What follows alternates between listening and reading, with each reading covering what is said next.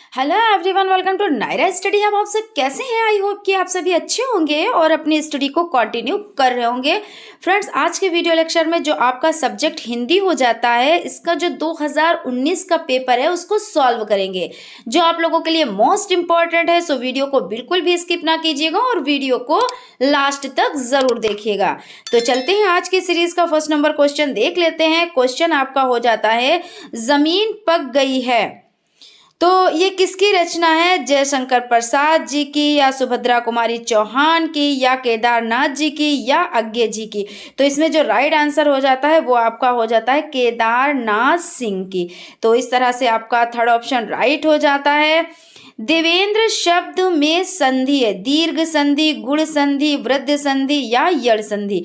तो देवेंद्र, देव प्लस इंद्रा यानी देवेंद्रा यानी गुण संधि है, ठीक है ना। उसके बाद क्वेश्चन आपका हो जाता है, तुम अपने कार्य में सफल रहो।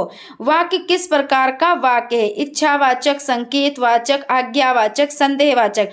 तो आपने किसी को आशीर्वाद दिया है ना, तो यानी ये इच्छा पे निर्भर करता है, तो यानी ये इच्छावाचक हो जाता है, यानी आ ऑप्शन यानी फर्स्ट ऑप्शन आपका राइट हो जाता है। स्वच्छ शब्द का अर्थ है, तो साफ सुथरा, तो साफ सुथरा अगर आप कहेंगे तो स्वच्छ ऐसा हो जाता है, स व अधच और छ, है ना। और इसमें बड़ा फर्क है, स और वक्ष यानी सुंदर आंख। तो इस तरह से आपका फोर्थ ऑप्शन राइट हो जाता है। क्वेश्चन है आपका, सुंदरता शब्द में संज्ञा है, जातिवाचक, व्यक्तिवाचक, भाववाचक, या समुदायवाचक संज्ञा। तो सुंदरता क्या है? तो भाववाचक संज्ञा है। इस तरह से आपका जो थर्ड ऑप्शन है वो राइट हो जाता है।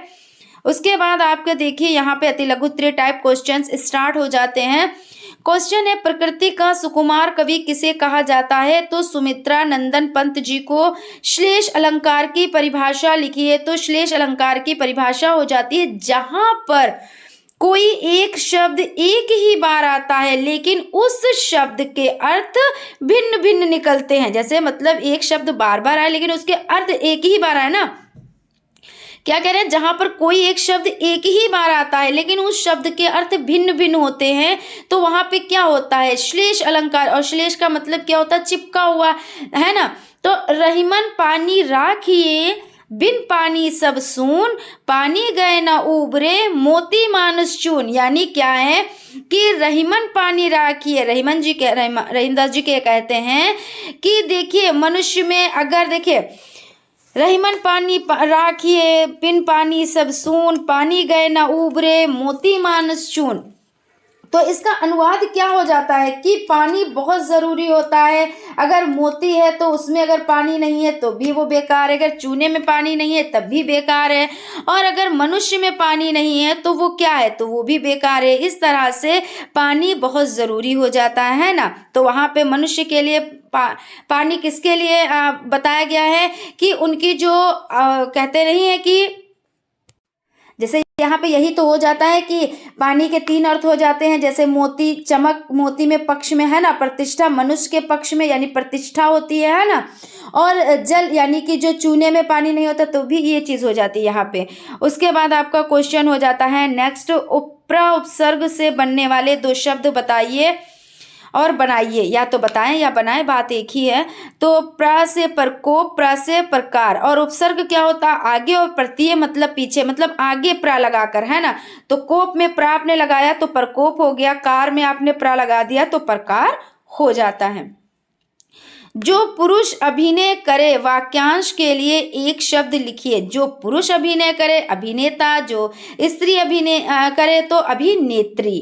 उसके बाद है, तत्र एकः विशालः सरोवरः अस्ति का हिंदी में अनुवाद कीजिए। तत्र वहाँ, एकः एक, विशालः बड़ा, सरोवरः तालाब, अस्ति है यानी वहाँ एक बड़ा तालाब है।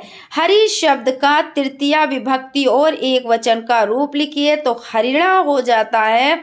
उसके बाद आपका क्वेश्चन हो जाता है, कबीर दास जी का संक्षिप्त जीवन परिचय। उनकी रचनाएं 2022 में आया हुआ है, और 2019 में क्या है? सूरदास अथवा कबीरदास का जीवन परिचय, उनकी रचनाओं का संक्षिप्त वर्णन कीजिए।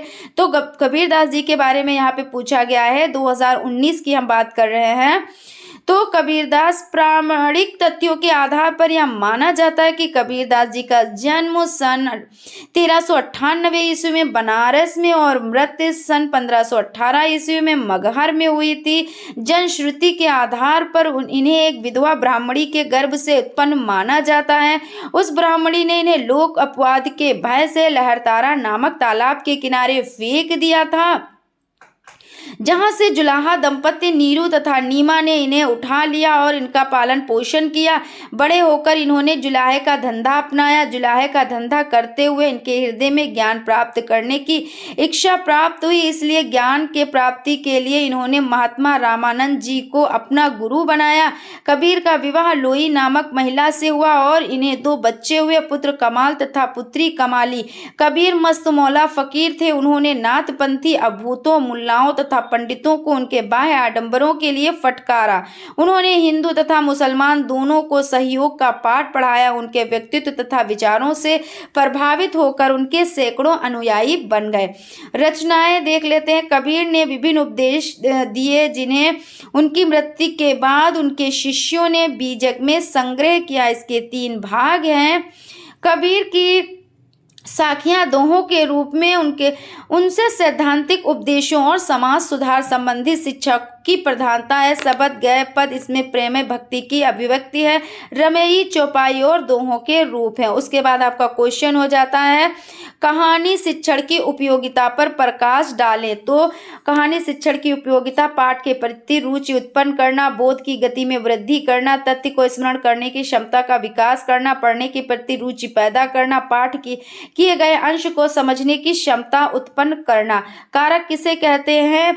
उनके नाम तथा विभक्ति चिन्ह लिखिए। किसी वाक्य में प्रयुक्त संज्ञा अथवा सर्वनाम शब्दों का वाक्य की क्रिया या अन्य शब्दों से जो संबंध होता है उसे कारक कहा जाता है। क्वेश्चन आपका हो जाता है यहाँ पे, कारक किसे कहते हैं? उसके नाम तथा विभक्ति चिन्ह लिखिए। किसी वाक्य में प्रयुक्त संज्ञा अथवा सर्वनाम शब्दों का वाक्य की क्रिया या अन्य शब्दों से जो संबंध होता है उसे कारक कहा जाता है। कारक के 8 भेद होते हैं। इन 8 भेदों के नाम है, उनके चिन्ह निम्नलिखित है। कर्ता ने कर्म को करण से के द्वारा के साथ संप्रदान के लिए को अपादान से अलग होना, संबंध का के की रा रे री अधिकरण में पर संबोधन है रे अरे हो जाता है। इस तरह से आप कह सकते हैं, कर्ता ने कर्म को करण से संप्रदान के लिए, अपादान से संबंध के का की के अधिकरण में संबोधन है। तो याद करने की इस तरह से आप अच्छे से इसको याद कर सकते हैं। अपनी पाठ्य पुस्तक से 4 पंक्तियों का कोई एक श्लोक लिखिए। तो देख लेते हैं, कोई एक श्लोक लिखना है आपको। यहाँ पे हम कई श्लोक हम लेके आ गए हैं, तो उसमें से जो आपको सही लगे वो आप लिख लीजिएगा, ठीक है ना। निंदन्तु नीति निपुणा यदि वा स्तुवन्तु लक्ष्मीड़ा समाविशतु गच्छतु वा चेष्टम अद्य वा मरणमस्तु युगांतरे वा न्यायत पथा पर विचलन्ति पदम न धीरा। सेकंड है, जाडधियो हरति सिच्यति वच्चि सत्यम मनोनंतिम दर्शतिम पापमपा करोति लक्ष्मी तनोति वितनोति चा दिक्षु कीर्ति सत्यर्गति कथा यम किम न करोति पुंसाम तो मादिदेवः पुरुषः पुरावः तस्वं विशखस्य परम विधानम वेत्तासि वेद्यम चा परम चा धाम तवया तत् विश्व मनंत रूप। अब यहाँ पे और भी देख लेते हैं। जय जय है भगवती सुर भारती तवम चरणों प्रायाम नाद तत्मयी जय वगीश्वरी शतम ते गच्छाम। उसके बाद 5th नंबर पे हो जाती है। आप यहाँ पे देख लीजिएगा अपने तरीके से, जो आपको सही लगे वो आप याद कर लीजिएगा। हालांकि इसमें से एक तो याद नहीं करनी है, कई याद कर लीजिएगा, जिसमें ये होता है कि अगर जो आप याद करें और वही यहाँ पे कुछ ऐसा करके आ जाए कि उसका हिंदी अनुवाद करो या ये, तो कम से कम 2 से 3 श्लोक आप याद करेंगे तभी कुछ हो पाएगा, है ना। देखिए उसके बाद आपका हो जाता है निम्नलिखित शब्दों का हिंदी में अर्थ लिखिए। मछिका बहवः माँ तक्रम, तो मक्षिका का मक्खी हो जाता है, बहवा का बहुत सारे हो जाता है, माँ मुझे, और तक्रम मतलब छाछ हो जाता है। निम्नलिखित संस्कृत शब्दों का संधि विच्छेद कीजिए। मनोरथा, सज्जना, वसंतोत्सव, मध्वर्या।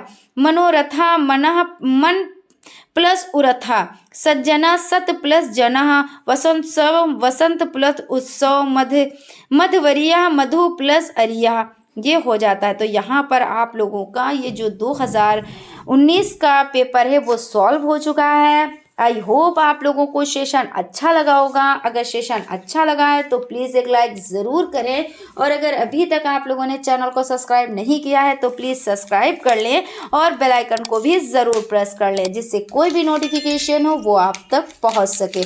तो मिलते हैं नेक्स्ट क्लास में, तब तक आप लोग अपना ख्याल रखें और स्टडी को कंटिन्यू करें। Thank you.